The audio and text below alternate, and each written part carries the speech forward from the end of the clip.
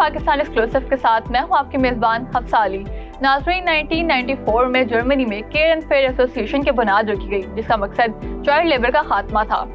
इसी के तहत 1996 में पाकिस्तान में कालीन बनाने वाली कंपनी को जिम्मेदारी सौंपी गई कि वो पाकिस्तान में एक स्कूल खोले जिसमें जो है वो बच्चों को मुफ्त तालीम दी जाए। इसी के तहत जो है वो सन 2000 में उस कालीन बनाने वाली कंपनी ने जो है वो शेखुपुरा के इलाके वर्ण में care and fair school system का जो है वो इफ्तिताह किया, जिसमें बच्चों को जो है वो मुफ्त तालीम फराहम की जाती है और मुफ्त तालीम के साथ जो है वो सेहत की बुनियादी सहूलियात भी फराहम की जाती हैं। तो चलिए यहाँ चलते हैं, स्कूल का विजिट करते हैं और देखते हैं कि यहाँ पे बच्चों को जो है वो किस तरीके से फैसिलिटेट किया जाता है।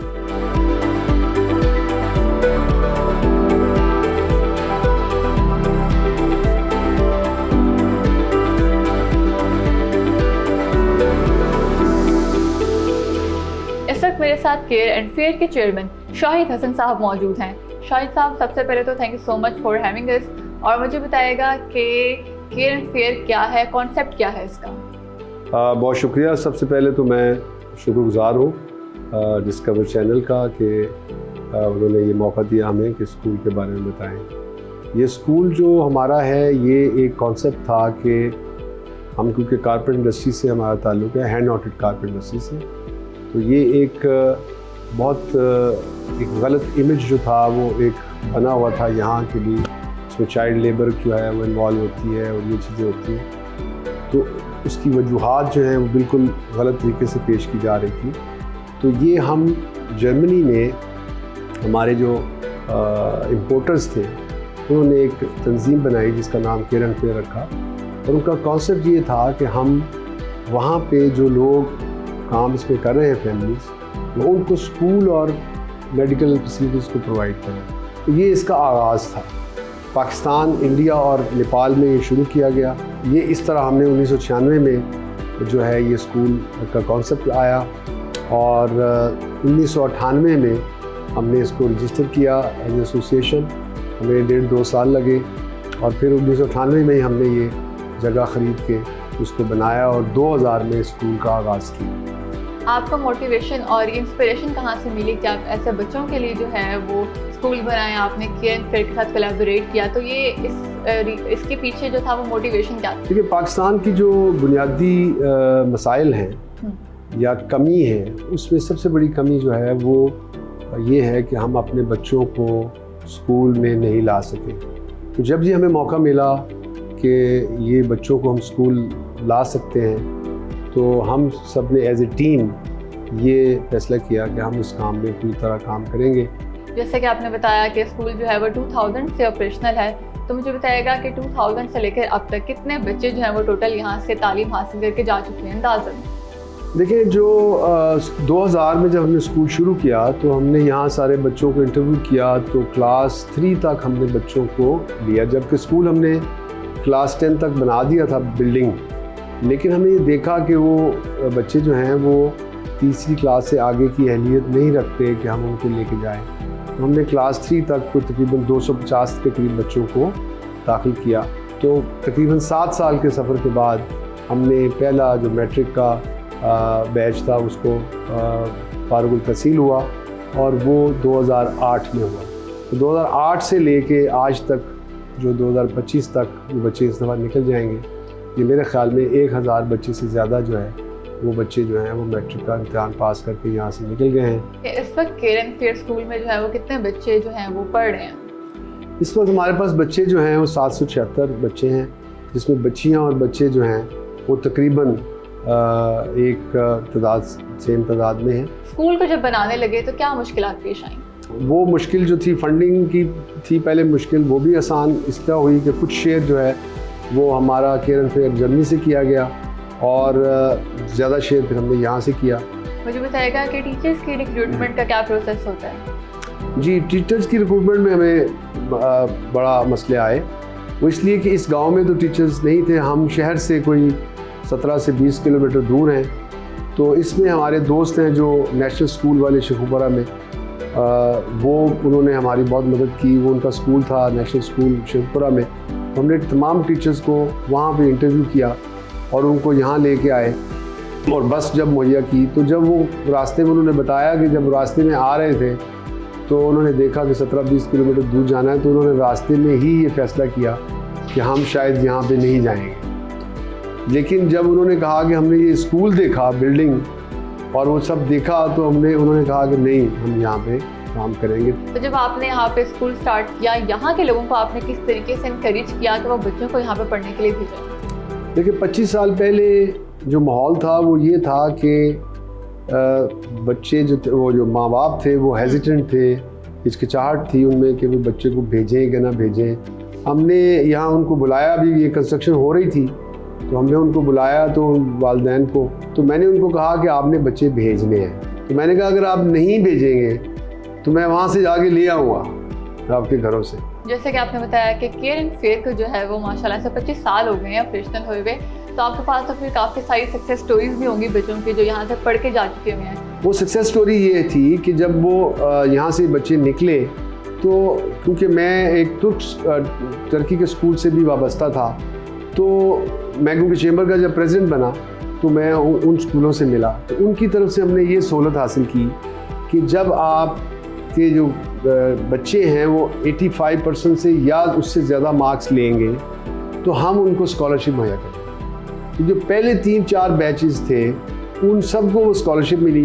फिर उसके बाद वो टर्की चले गए और वहाँ पे डिफरेंट, पहले उन्होंने लैंग्वेज की क्लासेस ली और फिर उसके बाद फिर वो यूनिवर्सिटीज़ में चले गए। तो वो सबसे बड़ी सक्सेस स्टोरी ये है कि इस वक्त जो हमारे स्टूडेंट जो पहले बैच के हैं वो टर्की में हैं और उनके 5 रेस्टोरेंट्स हैं, उनकी अपनी टूरिज़म की कंपनी है, वो अपनी बहुत से मुख्तलिफ कामों में लगे। इसी तरह जो हमारे यहाँ पे बच्चे हैं वो डॉक्टर बन गए हैं, एडवोकेट बन गए हैं। तालीम के साथ साथ तरबियत भी बहुत ज़रूरी होती है, तो केयर एंड फेयर किस तरीके से बच्चों में जो है वो कोर वैल्यूज़ पुट कर रहा है?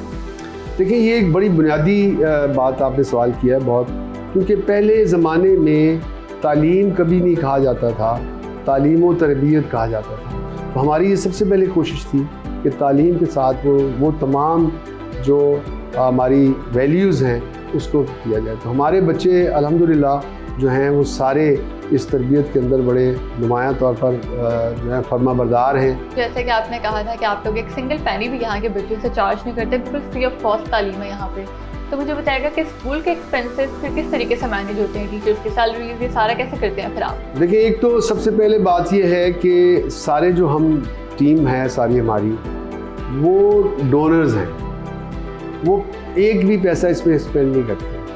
तो हमारे जो एडमिनिस्ट्रेटिव कॉस्ट है वो ज़ीरो है। वहाँ से भी हमें जर्मनी से जो फंड आता है वो सिर्फ 10 से 15% है पूरे एक्सपेंस का, मिनिमम है। हम वाहिद स्कूल हैं उनके इंडिया और नेपाल के लिहाज से कि जो अपनी कम से कम फंड्स उनसे लेते हैं। हम सारे हमारे डोनर्स जो हैं वो सारे वो इस पर काम कर रहे हैं। मुझे बताइएगा कि फर्दर क्या प्लान है आपका, क्या एम है स्कूल को लेके?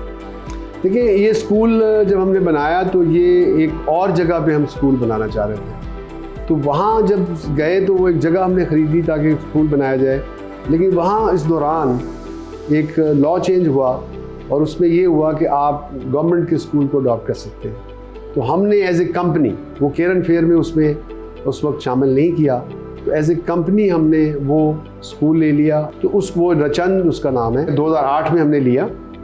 तो उसके बाद हमने इस वक्त उसके अंदर 1400 बच्चे हैं। वो 1400 बच्चे जब हो गए तो वो उसका एक साइज़ क्योंकि बहुत बड़ा हो गया, तो हमने अब जो हमारी एग्जीक्यूटिव कमेटी है उनके साथ मिलकर हमने ये फैसला किया कि उसको भी केयर एंड फेयर में साथ जोड़ दिया जाए।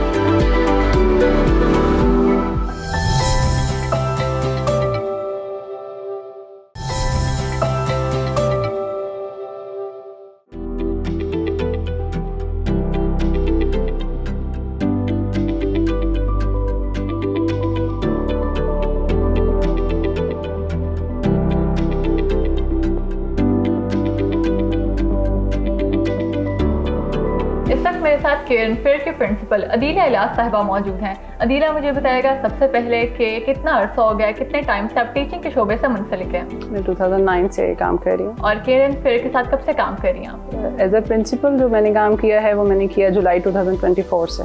मुझे बताएगा कि यहाँ स्कूल में जो है वो आप डिसिप्लिन किस तरीके से मेंटेन रखती हैं, टीचर्स जो है स्पेशली उनका फॉलो बैक कैसे लेती हैं कि वो कैसा पढ़ा रही हैं, बच्चों के साथ उनका जो है वो कोऑर्डिनेशन या बिहेवियर कैसा है? उसमें मेरे साथ जो है मेरी टीम शामिल होती है, मेरी कोऑर्डिनेटर्स होती हैं जो कि उनको जाकर देखती हैं। मैंने पहले उनसे बात करती हूँ, फिर टीचर्स को सिखाते हैं, उसके बाद फिर उनका जो है वो हम आउटपुट लेते हैं कि जो हमने सिखाया क्या टीचर्स वैसा ही करा रहे हैं। और मुझे बताएगा कि बच्चों का आपके साथ कैसा ताल्लुक है? बच्चे जो है कंफर्टेबल होते हैं? अमूमन एक वो शुरू से परसेप्शन होता है कि प्रिंसिपल से जो है वो बच्चे बहुत डरते हैं, तो आपके साथ कैसा बच्चों का जो है वो इंटरेक्शन है? अच्छा, जो उनकी कोई भी उनको बात नहीं सुन रहा होता तो वो उनको के लिए ऑफिस खुला होता है कि वो यहाँ आएंगे और मेरे से बात करेंगे। मैं वैसे एज अ प्रिंसिपल उनके साथ बहुत ज़्यादा अटैच हूँ।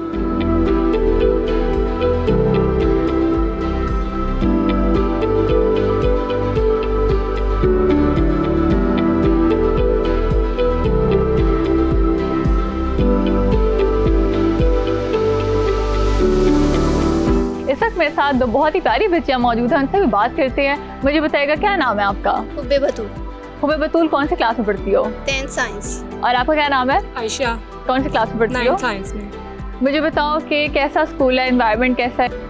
I think my school quite different from other schools, and our staff, teaching staff, very cooperated, and I don't think कि मुझे नहीं लगता कि कोई और ऐसा स्कूल हो कि टीचर स्टाफ इतना कोऑपरेटेड है। I think quite different from other schools.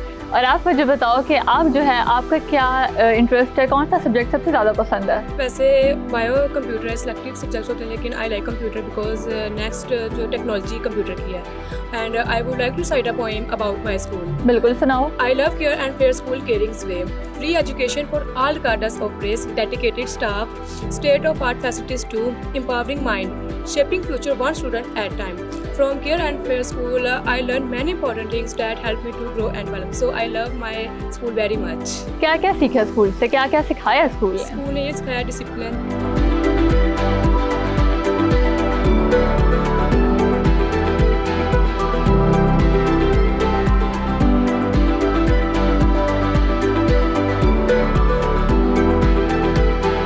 क्या नाम है आपका? लाइबा। लाइबा कौन सी क्लास में पढ़ रही हो? 9th science. मुझे बताओ कैंपस के हवाले से कैसा कैंपस है, कैसा लगता है यहाँ पे? I like many things about my school, but I really like to talk about its campus beauty. Its campus is a heaven for learning with lush green garden and spacious ground. It's a perfect blend of nature and knowledge for all of us.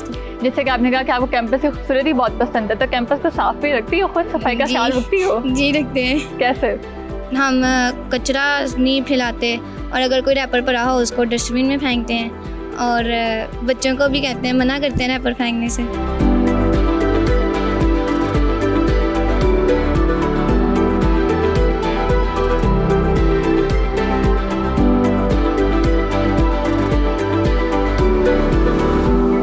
क्या नाम है? माहम ताहिर। माहम कौन सी class में पढ़ रही हो? 9th Fatima science. Teachers यहाँ पे कैसे हैं, कैसे सपोर्ट करते हैं, किस तरीके से पढ़ाते हैं? बहुत अच्छे तरीके से पढ़ाते हैं, इतने अच्छे टीचर्स हमारे हर चीज़ के बारे में हमें गाइड करते हैं। जो चीज़ उनसे पूछी जाए हर टाइम हमें गाइड करते हैं। जो भी क्वेश्चनिंग की जाए बार बार क्वेश्चन करें यहाँ बताते हैं, हमें कहाँ डांटते से हैं। आती हो आप, किस एरिया से? मैं बर्न से। वर्ड से। तो मुझे बताओ कि आपके इलाके में इतना खूबसूरत स्कूल है, कैसा लगता है इतना खूबसूरत स्कूल में, इतने अच्छे स्कूल में पढ़ रही हो? बहुत अच्छा, हम तो सर शाहिद के शुक्रगुजार हैं कि उन्होंने हमें इतना अच्छा स्कूल बना कर दिया। हम यहाँ पे पढ़ रहे हैं और उन्होंने हमें इतनी अच्छी सहूलत फराहम की कि हम यहाँ पे तालीम हासिल करें और अपना फ्यूचर बेहतर बना सकें। Thank you.